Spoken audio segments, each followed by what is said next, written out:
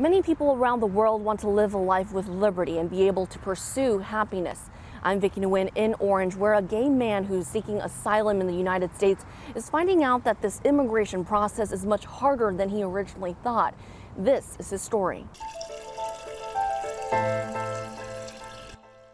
Living in America and getting a glimpse of what freedom is like came at a cost for Daniel Santos. Daniel was released from a detention center in El Paso, Texas about a month ago after spending 3 months there. He doesn't speak English, but tells us in Spanish that everything you're about to hear is what he says is happening in his home country of Guatemala. Daniel is gay, and he says in his country where machismo, which translates to masculinity, is important. Anyone who identifies with the LGBT community could get hurt, tortured, or even killed. So Daniel covered his body and feelings with tattoos, but that wasn't enough.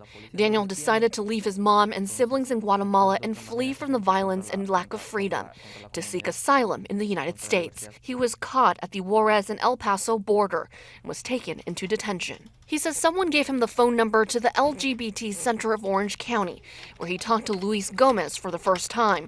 Luis is an immigration resources specialist there.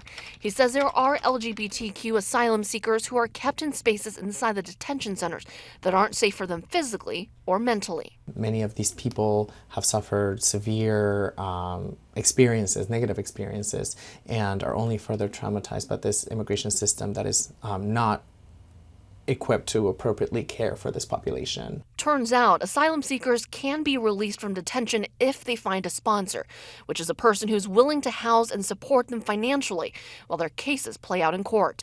Luis connected Daniel to a sponsor who wishes to be unidentified. In the meantime, while the courts look over Daniel's case, he has to routinely check in with U.S. Immigration and Customs Enforcement agents and stay out of trouble. Despite all this, Daniel says he's thankful for the life he's had for the last month. He says he spends a lot of time helping around his sponsor's home and goes to church. He says he's most thankful for the LGBT Center of Orange County for giving him a chance to start a new life where he can finally be free to be himself.